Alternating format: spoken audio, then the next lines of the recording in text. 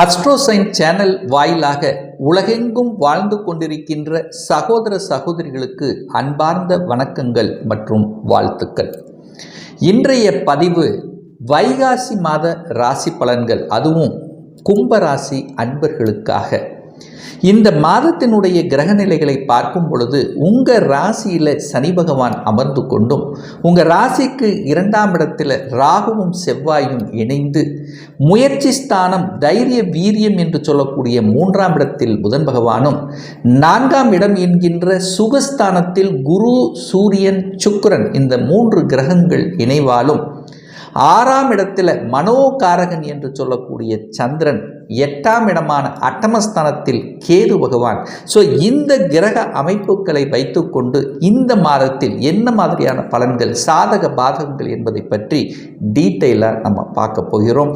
அதற்கு முன்னால் நம்முடைய சேனலை ஃபஸ்ட் டைம் நீங்கள் பார்ப்பவர்கள் என்றால் மறக்காமல் சப்ஸ்கிரைப் பண்ணிக்கிங்க. இந்த கும்பராசி அன்பர்களுக்கு உங்கள் ராசிநாதனான சனி பகவான் ஆட்சி பலம், மூல திரிகோணம் பலம் பெற்று வலிவாக இருக்கார். ஆனால் உங்களுக்கு இப்போ 7.5 சனியில் ஜென்ம சனி ஓடிக்கொண்டிருக்கிறது. அப்போது உங்களுடைய மனம், எண்ணம், செயல், சிந்தனைகளில் ஏதாவது ஒரு குழப்பம்ங்கிறது இருக்கும். அதுவும் மன அழுத்தம் என்பது இருந்து கொண்டிருக்கக்கூடிய தன்மை. அதுவும் புனர்பூச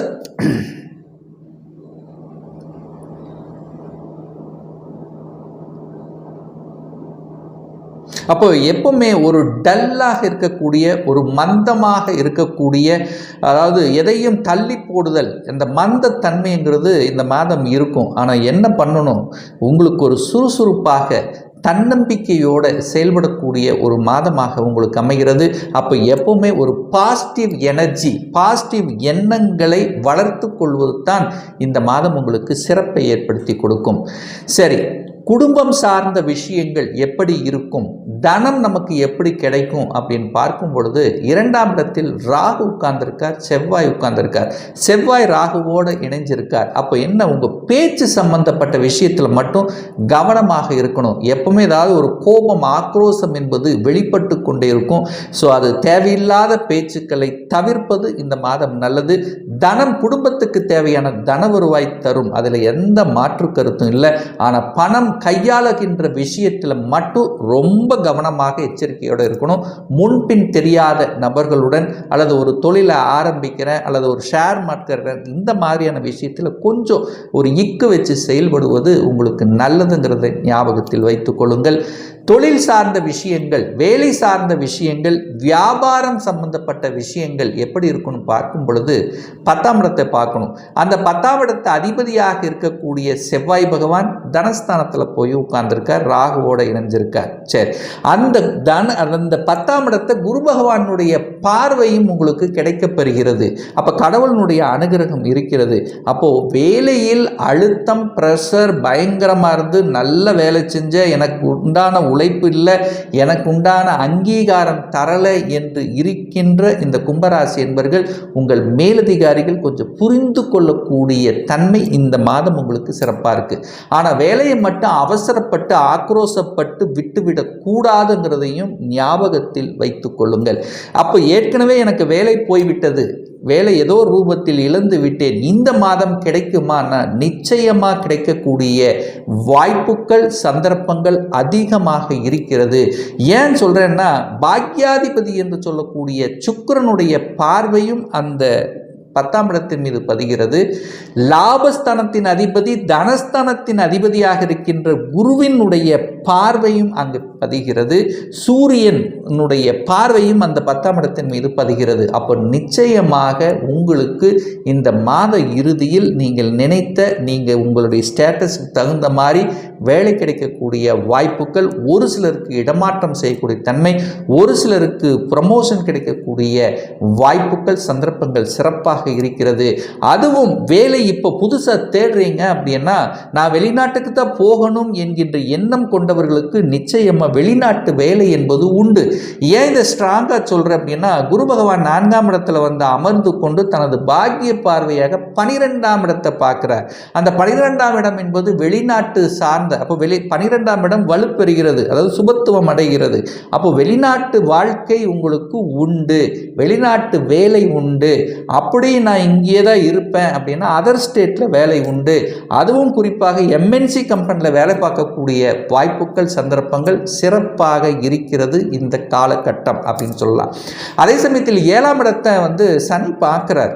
அப்போ 7ஆம் இடம் என்பது அதாவது திருமண ஸ்தானம் அல்லவா.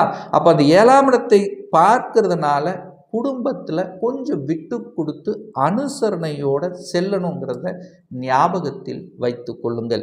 7ஆம் இடம் திருமண ஸ்தானம் அல்லவா. அப்போ கணவன் மனைவிக்குள்ள சின்ன சின்ன கருத்து வேறுபாடுகள் வருவதற்கு வாய்ப்புகள். அதுக்கு ராகு பகவான் 2ல் இருக்கார் அல்லவா. அப்போ உங்களால் பிரச்சனை வருதோ இல்லையே, 3ஆம் நபர்களின் மூலமாக பிரச்சனைகள் வருவதற்கான வாய்ப்புகள் அதிகமாக இருக்கிறது. ஸோ அதுக்கு நீங்கள் இடம் கொடுக்க வேண்டாம் என்பதையும் ஞாபகத்தில் வச்சுக்கோங்க. கூட்டு தொழில் சார்ந்த 7ஆம் இடம் என்பது கூட்டு தொழில் அல்லவா. அந்த கூட்டு தொழிலையும் அந்த கணக்கு வழக்கு சார்ந்த விஷயங்கள் கரெக்டாக வச்சுக்கிறது உங்களுக்கு நல்லது. நண்பர்கள் சார்ந்த விஷயத்திலும் கொஞ்சம் கவனம் எச்சரிக்கையோடு இருக்கணும். ஆசைப்பட்டு திடீர்னு ஷேர் மார்க்கெட்டில் பணத்தை கொடுங்க, நான் ஒரு 2 மாதம் 3 மாதத்தில் திருப்பி தர்றேன். ஸோ இந்த மாதிரியான விஷயங்கள், பணம் டீல் பண்ணுகின்ற விஷயத்தில் கவனம் எச்சரிக்கை என்பதை ஞாபகத்தில் வைத்துக் கொள்ளுங்கள்.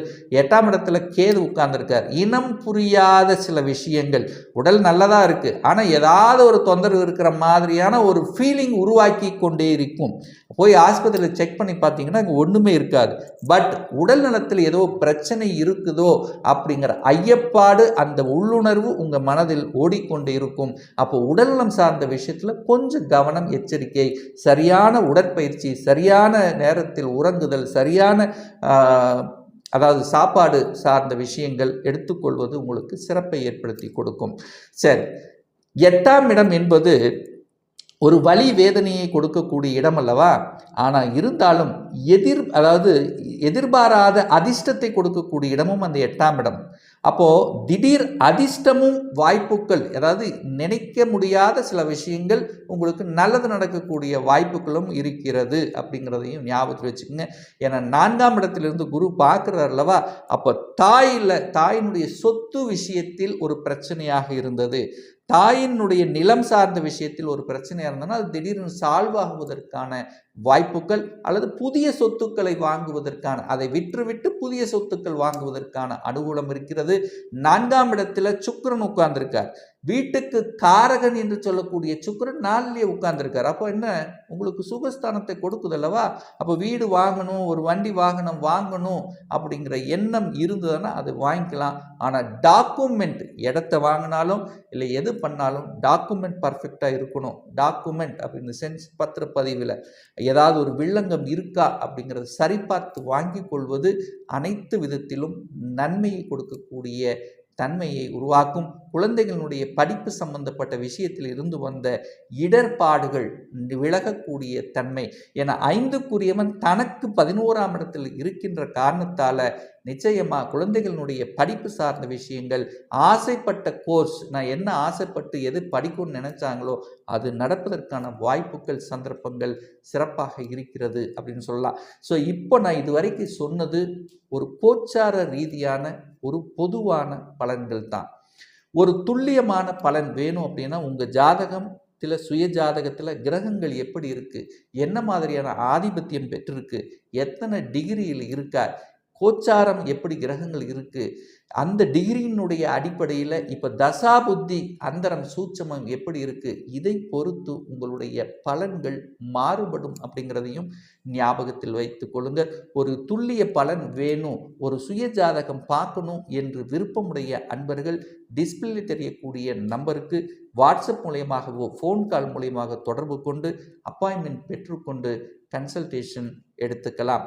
நிச்சயமாக ஏதாவது ஒரு ரூபத்தில் உங்களுக்கு யூஸ்ஃபுல்லாக இருக்கும். நம்ம சேனலை ஃபஸ்ட்டு டைம் பார்ப்பவர்கள் என்றால் மறக்காமல் சப்ஸ்கிரைப் பண்ணிக்கிங்க. பக்கத்தில் இருக்கின்ற பெல் பட்டன் ஆல் நோட்டிஃபிகேஷனை கிளிக் பண்ணும்போது நான் போடக்கூடிய அடுத்தடுத்த பதிவுகள் உங்களுடைய நோட்டிஃபிகேஷனில் வந்து சேரும். இந்த ராசி நட்சத்திர நேயர்கள் அனைவரும் வாழ்க வளர்க வளமுடன் என்று எனது வாழ்த்தினை தெரிவித்துக் கொண்டு விடைபெறுகிறேன். நன்றி, வணக்கம், வாழ்த்துக்கள்.